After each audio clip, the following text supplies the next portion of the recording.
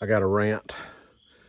It's Wednesday morning now. It's 3 a.m. Same conditions as yesterday. It's just still and dark, and I'm sitting here doing you know what, drinking coffee. I got something unpleasant to discuss, and I'll get to that in just a moment. But I've got to I'm up early today because I get up early anyway. But I got to go to work today. But I'm well ahead of the clock. I did something yesterday, so I hope you all don't mind that I'm doing this. This is just it's something about being out here at this early in the morning. I'm like the only one up, where I can just my thoughts are clear. My head is clear. I can think more clearly. I think with no distractions really whatsoever, except for a few crickets. Another good thing is I can't yell at you because while they're a ways away, my neighbors could probably hear me if I started yelling. I live on a mountain of sorts, really just a big hill, and we're fairly spread out. But your voice carries through the hills and the valleys in this neighborhood. So I got some breathing room and some elbow room, but at 3 a.m. it sounds like you wouldn't need a microphone to address everybody within a 1 mile radius or so. I don't know. I did something yesterday that I have not done in quite some time. I don't know how it's going to go, and I don't know whether you may be interested or not, but I started working yesterday afternoon on my latest novel, and I got a couple of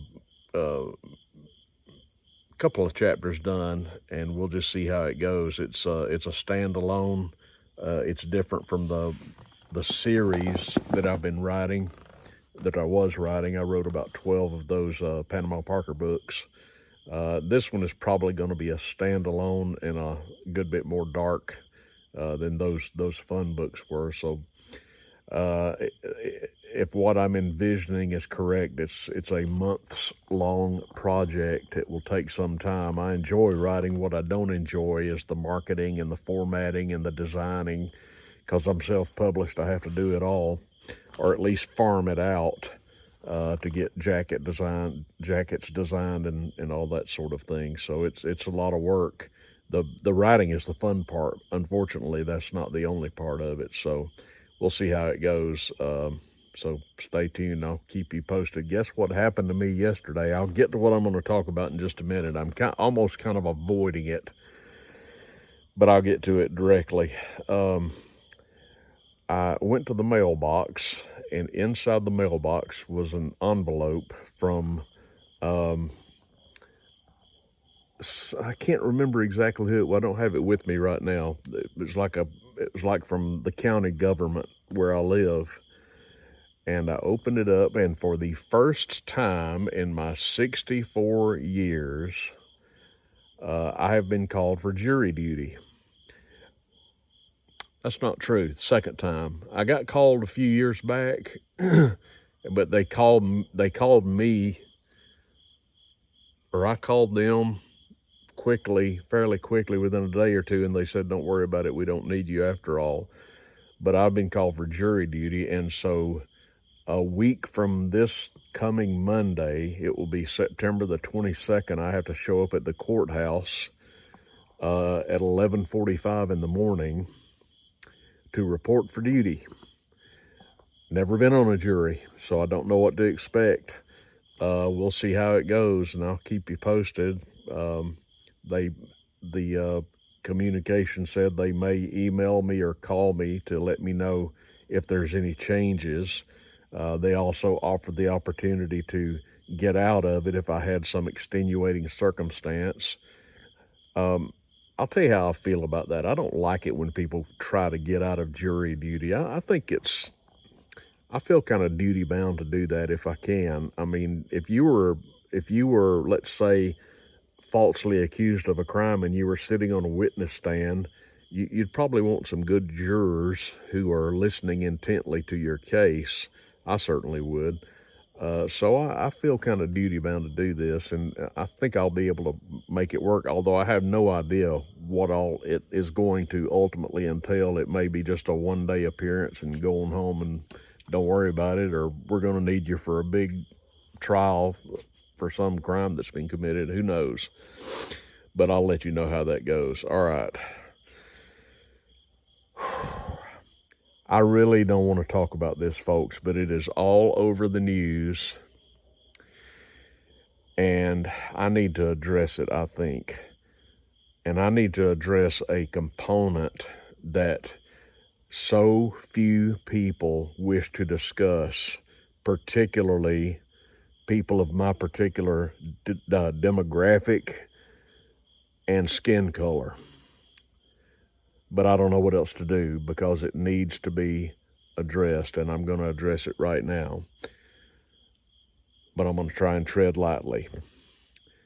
As most of you, if not all of you, probably know, we had a murder. I believe this was, I believe it was over the weekend.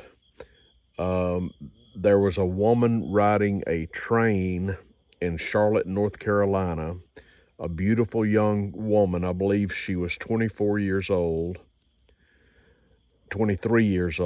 She was from Ukraine. And by the way, there's a lot of good Ukrainians. I've spoken a great deal about Ukraine and Russia, and there are good people in both countries. Unfortunately, the poor people in Ukraine, by and large, are just trapped beneath the boot of this thug comedian Zelensky, and they are suffering because of him. But that's another video. Well, I've done those anyway, and you know about them. But this beautiful young girl, 23 years old, was from Ukraine. She was living in Charlotte, North Carolina. Her name was Irina, Iryna, Irina Zarutska. Beautiful young woman.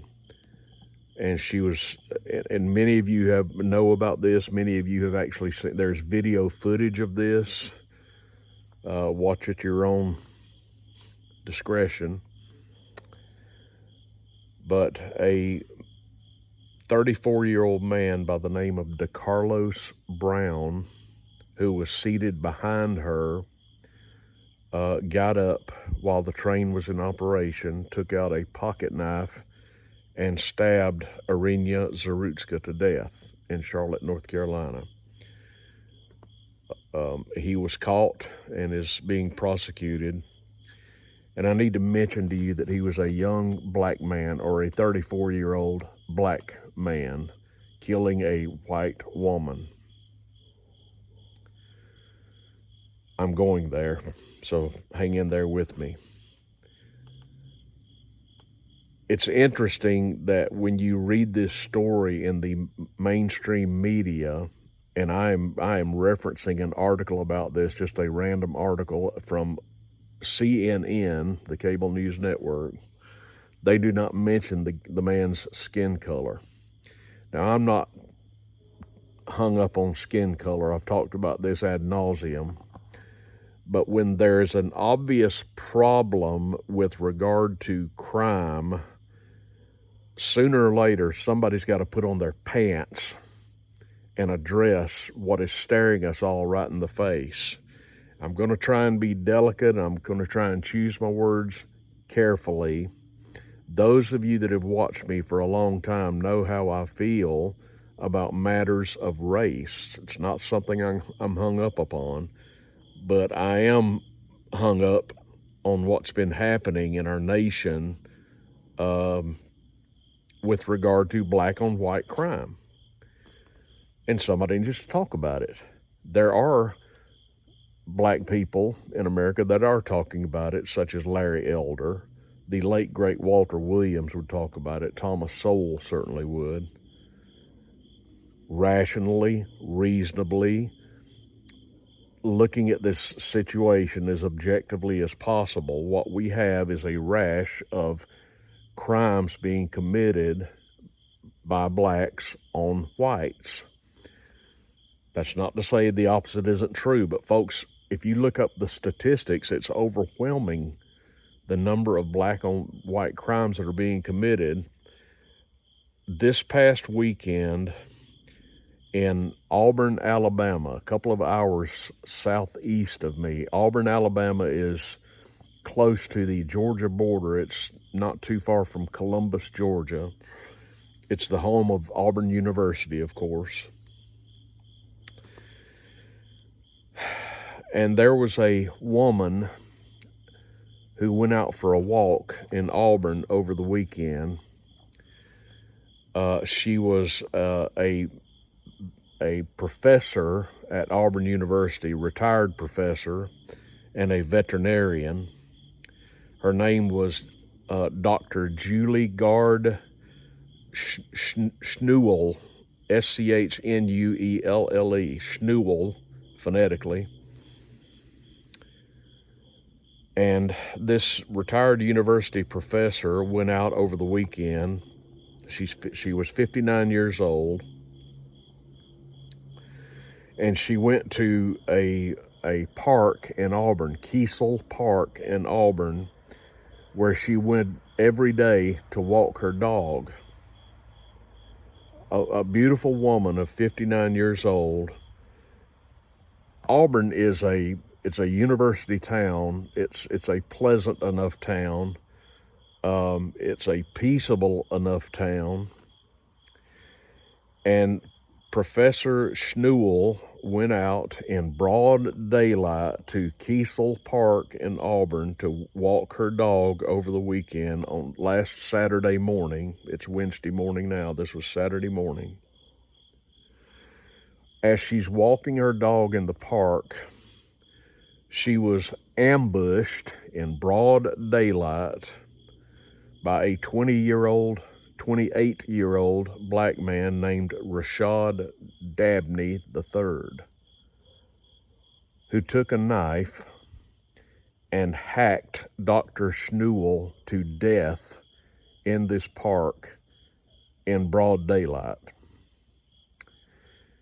Then he left the park, went to her red Ford F-150 pickup truck, and drove away. The Auburn Police Department responded to the scene shortly thereafter, gathered their evidence, and went looking for Rashad Dabney, and they found him. They found the stolen truck. When they arrived at the murder scene, Dr. Schnuelle's dog was waiting there by her dead body. Those two stories happened within the last week, as you may know. If you're in America, you probably know it as already. We've got a problem, and we need to talk about it. You don't hear a lot of people discussing the obvious, particularly white men such as me here in the South. And the reason you don't hear people like me, generally speaking, talking about this from the standpoint of race is because none of us want to be called a racist. I get it. I understand it. The fact of the matter is, there are those within the black culture, and it is a culture, who see me out in the marketplace in certain areas of the town, the big town I live near, Birmingham, that view me the first time they see me as being a racist by virtue of the fact that I'm a white middle-aged man. So automatically I am assigned the moniker of racist, not to my face, but that is how I am viewed. And everybody knows that, folks. Just by virtue of the fact that I'm a white middle-aged man, a certain demographic automatically sees me as a racist, not a rational, reasonable, considerate man who thinks before he speaks and does not think in terms automatically of skin color. I do not consider myself racially superior to any other ethnic group, ethnicity, or person who has skin tones that are darker than mine. I don't think that way. There are white people that do think that way, I admit it. But the generalization does not apply to me. However, it isn't racist to speak the truth. And the truth of the matter is simply this, I say, as a rational, reasonable man, we have an overwhelming, statistically overwhelming problem of black on white crime. This is why so many white people have fled urban centers such as Birmingham and Atlanta and Memphis, and on and on and on it goes, because of the crime problem. Why is crime so prevalent in black communities? I don't use the word African American. I'm white, you're black. That's how it is. It's not racist to say that. This is not hard to figure out, folks. There is no denying that in urban centers particularly, there is a subculture among black Americans, particularly black youths, that is fomented and propagated by things such as rap music, for example. Have you listened to rap music lately? Have you heard what these artists are saying? The language they use, the violence that is the theme of so much of this art form, where they rap about, I can't even repeat the words, you know what I'm talking about. They celebrate violence against cops. They celebrate violence against women. They degrade women in the most vile and vulgar terms. This is part of a subculture which is prevalent, particularly in large American cities, particularly in the South, I would say, but not exclusively, certainly. It's in places like New York as well and Chicago, and on and on. These are centers, and this is a culture where life is devalued, particularly if a potential victim has white skin. It's a fact.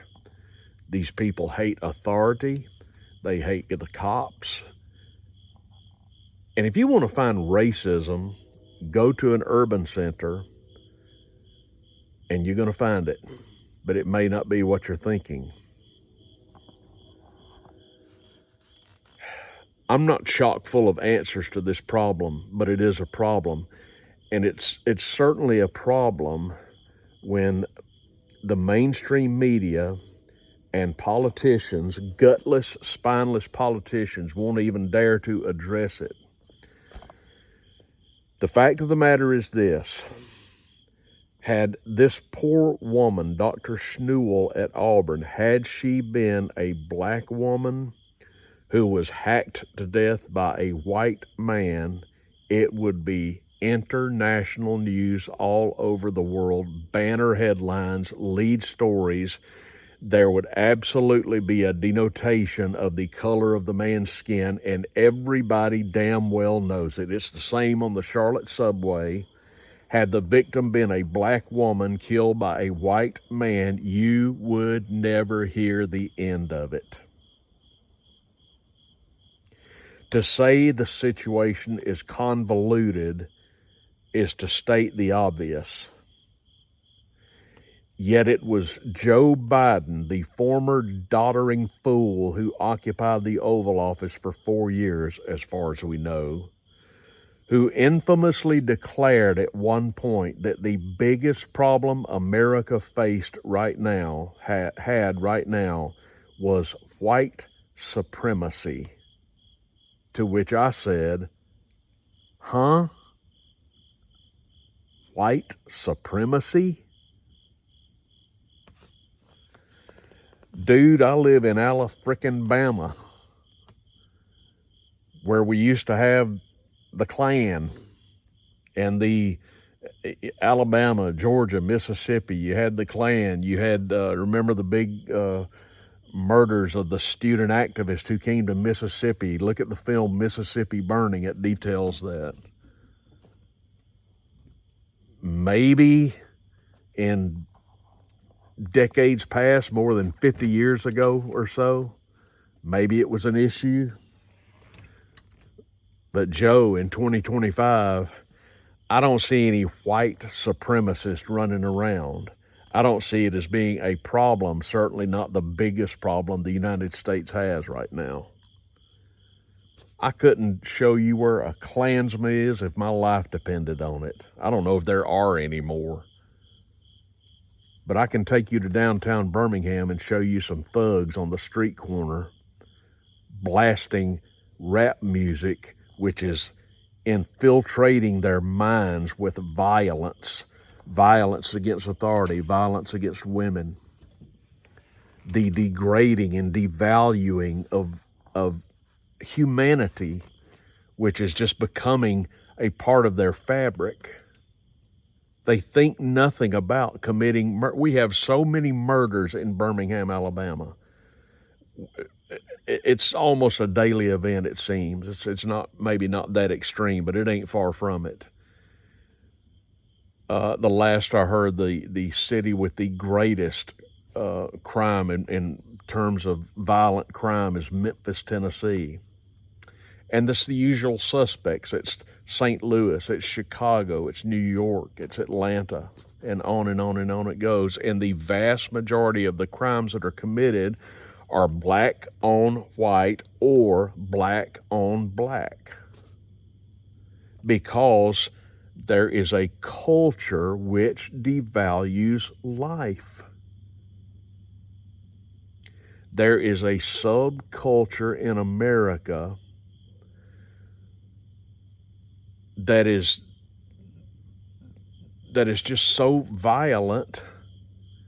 They listen to this music. They think nothing about it. They don't value life. That's the bottom line. They think nothing of the law. They think nothing of decorum, of manners, of being a responsible adult, of getting up, of growing up and getting an education and going out in the marketplace and getting a job and making money and saving money and providing for their families. It is a plague within the black community, the plague being the lack of fathers, single parent homes, black women in government housing who are having as many children as they can with multiple unknown fathers so they can get a bigger check. It's the truth. And it ain't racist, it's the truth. And it's not right. And so many of these young black men are raised with the odds stacked against them from birth because they have no father, no supervision, no discipline, no support system in terms of getting an education. And it's sad. It is depressing and it is sad, but it is no excuse for this absolute refusal to obey the law and to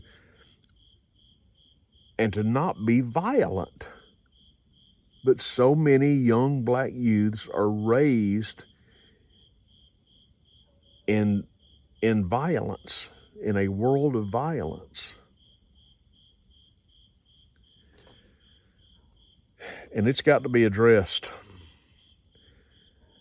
Sooner or later, it has got to be addressed. Something has got to be done about this situation.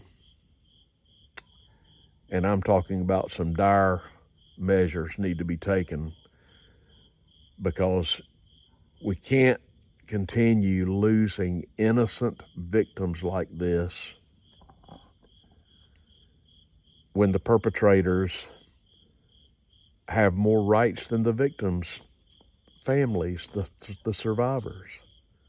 Sure, they get arrested and they go to jail. Maybe they'll get the death penalty and then they'll sit on death row for 30 years. Is that justice? I don't think so. What needs to happen to someone who so devalues life? What needs to be done with them? At one time, we would get swift justice in the form of the death penalty. I've got no problem with that, because I value life. And when you have people who so devalue life and show no mercy, no empathy toward their fellow man whatsoever, how can you have a society where such a thing is tolerated? Is it time we make some examples out of criminals? There are places in this world where this would never happen, and because it would never happen, because there are deterrents in place. I can never forget the story of the American boy who was in Singapore, who went out one night and decided to deface some automobiles. He was caught. This was during the Clinton administration. I'll never forget it. He was caught and he was sentenced to caning. And of course, the bleeding heart lib in the White House, Bill Clinton, did everything he could to get them to overturn this penalty. But they didn't overturn it. They caned that boy and then they sent him back home. And as far as I know, he never defaced another automobile. Not in Singapore anyway. If we want to get serious about stopping violent crime, then we need to get serious about the punishment of criminals, and we need to start attacking the root of the problem of these gang-infested inner-city, often government housing projects where such mentality is born. And it's time to do it right now. The government of the United States subsidizes the subculture that I'm talking about right now by rewarding irresponsible mothers who are only having children out of wedlock because they get a bigger check. They get rewarded for this behavior.